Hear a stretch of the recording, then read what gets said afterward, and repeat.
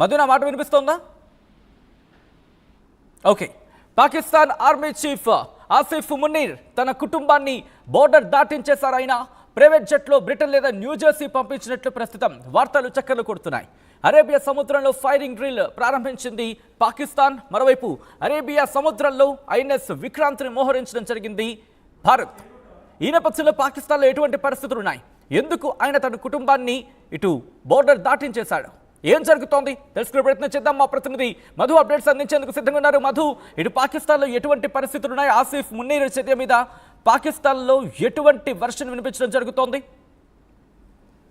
నిజంగానే already Pakistan army chief ఏమో ముందే ఓటమిని అంగీకరించేలా, అంటే మనం భారత్ మనసు మారేలా, భారత్ యుద్ధానికి సిద్ధమవుతుంది అనేటువంటి సూచనలతో ఆయన గత కొద్దిసేపటి క్రితమే ఈ రోజే ఆయన ఒక స్టేట్మెంట్ చేశారు.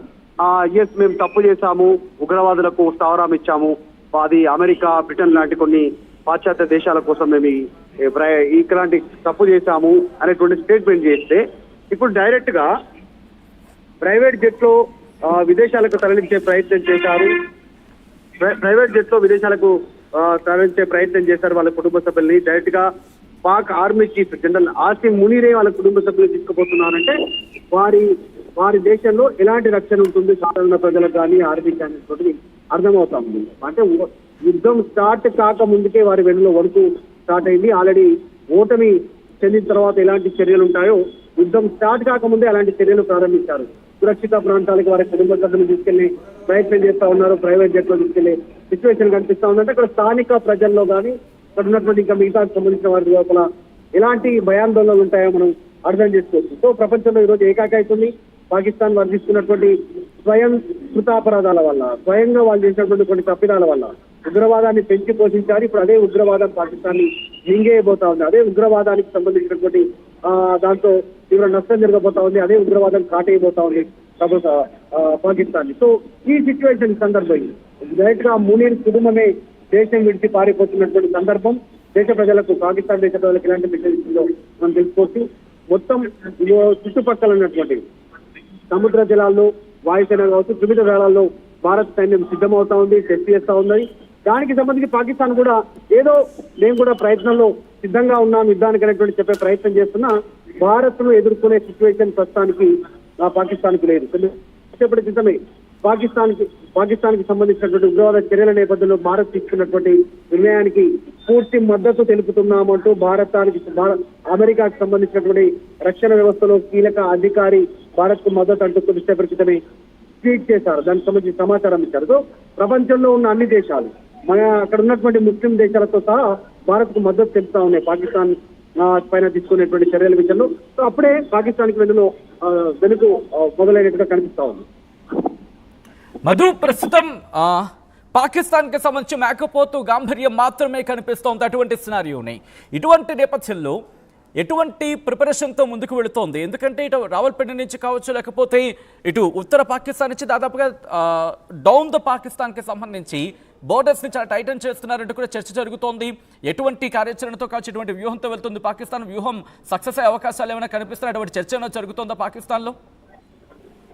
పాకిస్తాన్ లో ఏదో మాక్ డ్రిల్ చేస్తా ఉన్నారు, మిసైల్స్ పరీక్షిస్తా ఉన్నారు అనేటువంటి చర్చ జరుగుతా ఉంది. కానీ ఇప్పుడున్న పరిస్థితుల్లో పాకిస్తాన్ ఆర్థిక స్థితిగతులను తీసుకుంటే పాకిస్తాన్ ఏదో మిసైళ్లను వాళ్ళు పరీక్షించాలన్నా, తర్వాత దాన్ని సిద్ధం చేసి యుద్ధానికి సిద్ధం అవ్వాలన్నా కూడా ఇప్పుడున్న సిచ్యువేషన్ లో ఆర్థికంగా పాకిస్తాన్ నిలదొక్కునేటువంటి పరిస్థితి లేదు. కొంత మేర తట్టుకునే ప్రయత్నం చేసినా వారి దగ్గర ఉన్నంత వరకు ఏదో లేకపోతూ గాంభీర్యం ప్రదర్శించినా భారత్ ను తట్టుకునేటువంటి శక్తి లేదు. ఎందుకంటే భారత్ కు ప్రపంచ దేశాల మద్దతు ఉంది. భారతే శక్తివంతంగా ఉంది. ఆర్మీలో ప్రపంచంలో 4వ స్థానంలో ఉంది. అతిపెద్ద ఆర్మీని కలిగి అత్యంత పవర్ఫుల్ ఆయుధాలు కలిగినటువంటి స్థానంలో 4వ స్థానంలో భారత్ ఉన్నటువంటి సిచ్యువేషన్. సో భారత్ ని ఇప్పుడు ఫేస్ చేసే పరిస్థితి లేదు పాకిస్తాన్. కానీ ఖచ్చితంగా భారతే నలుదిక్కుల ముప్పేట దాడి చేసే అవకాశం ఉంది పాకిస్తాన్ కి సంబంధించినటువంటి దేశం పైన, ఉగ్ర మూకల పైన, ఉగ్ర స్థావరాల పైన.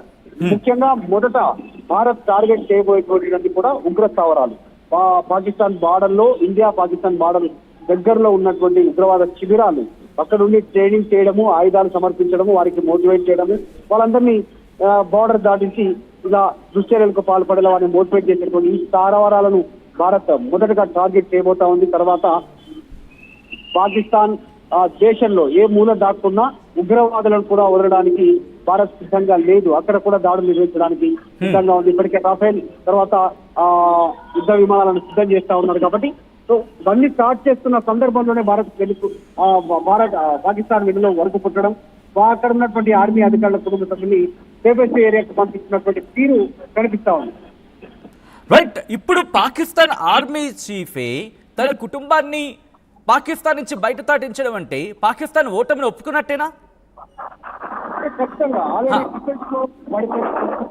బయట ఏదో కొద్దిగా ఏదో వాల్యూ కోసం మనం కొంచెం వాల్యూ కోసం మనం ఆ రకంగా స్టేట్మెంట్ లేకపోతే గాంభీర్యం స్టేట్మెంట్ చేస్తా ఉన్నప్పటికీ కూడా, ఎందుకంటే మనం కొన్ని ఆంక్షలు విధించాం, వారు కూడా ఆంక్షలు విధిస్తున్నారు. గగనతలంలో నుంచి భారత్ సంబంధించిన విమానాలు ఇట్లాంటి చిన్న చిన్న చేస్తా ఉన్నారు. కానీ భారత్ పూర్తి స్థాయిలో యుద్ధానికి సిద్ధం అవుతే కనుక పాకిస్తాన్ నిలబడడం కష్టం ఈ యుద్ధంలో. దీని సిచ్యువేషన్ నిజంగా ఓటమి ఒప్పుకున్నట్టుగానే చూడాలి. అయినప్పటికీ కూడా భారత్ వదిలే సిచ్యువేషన్ లేదు. ప్రతీకార దాడులు ఉంటాయి. మొన్న జరిగినటువంటి దాడులో 28 మంది ప్రాణాలను తీసుకున్నటువంటి నేపథ్యంలో, అమాయకుల ప్రాణాలు బలి తీసుకున్నటువంటి నేపథ్యంలో పాకిస్తాన్ లో ఉన్నటువంటి ఉగ్రవాద మూలాలని ఖచ్చితంగా తుదముట్టేందుకే భారత్ సిద్ధమవుతా ఉంది. దానికి సంబంధించి పూర్తిస్థాయి సన్నద్ధమవుతా ఉంది. రైట్ మరి ఒక్కసారి మీరు లైన్లో ఉండే ప్రయత్నించండి. పాకిస్తాన్ కి సంబంధించి ఇప్పుడు యుద్ధాన్ని మొదలవ్వక ముందే ఓటమిని ఒప్పుకుందా? ఒక్కసారి మీరు మాట్లాడే ప్రయత్నించండి, మీరు రియాక్ట్ అయ్యే ప్రయత్నించండి. మీ ముందు ఈ ప్రశ్నను ఉంచే ప్రయత్నం చేస్తున్నాను. ఎందుకంటే పాకిస్తాన్ ఆర్మీ చీఫ్ ఆసిఫ్ మునీర్కి సంబంధించి ఆ వ్యవహార శైలికి మాట్లాడుకుంటున్న సందర్భం, ఆయన తన కుటుంబాన్ని విదేశాలకు పంపించేశాడు. మీరు విన్నది నేనన్నది అక్షరాల నిజం. భయంతో ఫ్యామిలీని దేశం దాటించేశాడు Pak army chief general Asif Munir. Private జెట్లో ఒక్కసారి ఆలోచించండి, పాకిస్తాన్ ఇప్పుడు ఎంత కష్టాల్లో ఉంది. వాళ్ళకి ఐఎంఎఫ్ నుంచి వచ్చిన డబ్బులతో వాళ్ళు తింటున్న పరిస్థితి, అప్పుల్లో కూరుకుపోయిన పాకిస్తాన్. అలాంటి పాకిస్తాన్ని ఆదుకోవాల్సిన వ్యక్తి, తన కుటుంబాన్ని ముందుంచాల్సిన వ్యక్తి, తన కుటుంబాన్ని ఎగ్జాంపుల్గా చూపించాల్సిన వ్యక్తి Pakistan army chief general Asif Munir. ఏం చెప్పాలనుకుంటున్నాడు? మునీర్ ఏ సందేశం ఇవ్వాలనుకుంటున్నాడు? ప్రైవేట్ జెట్లో అదుగు మీరు చూడొచ్చు, ఆయన ప్రైవేట్ జెట్లో తన కుటుంబాన్ని విదేశాలకు పంపించేశాడట. ప్రైవేట్ జెట్లో బ్రిటన్ లేదా న్యూజెర్సీ పంపించినట్లు ప్రస్తుతం వార్తలు చక్కర్లు కొడుతున్నాయి. ఇప్పుడు పాకిస్తాన్ సమాధానం ఏముండబోతోంది? ఓటమిని అంగీకరిస్తోందా? చెప్పకనే చెబుతోందా ఎస్ ఓటమిని అంగీకరిస్తున్నామంటూ? మునీర్ వ్యవహార శైలి ప్రస్తుతం పాకిస్తాన్లో తీవ్ర చర్చకు దారితీస్తోంది. కొద్ది రోజుల క్రితం ఆయన చేసిన వివాదాస్పద వ్యాఖ్యలు కావచ్చు, ఆ తర్వాత ఈ రోజు ఆయన తీసుకున్న చర్యలు కావచ్చు, పాకిస్తాన్ చర్యల మీద ఇప్పుడు ఇన్ఫాక్ట్ పాకిస్తాన్ ఆర్మీ చీఫ్ వ్యవహార శైలి మీద పాకిస్తాన్లో ఇప్పుడు వ్యతిరేకత వ్యక్తమవుతోంది. ఈ అంశానికి సంబంధించి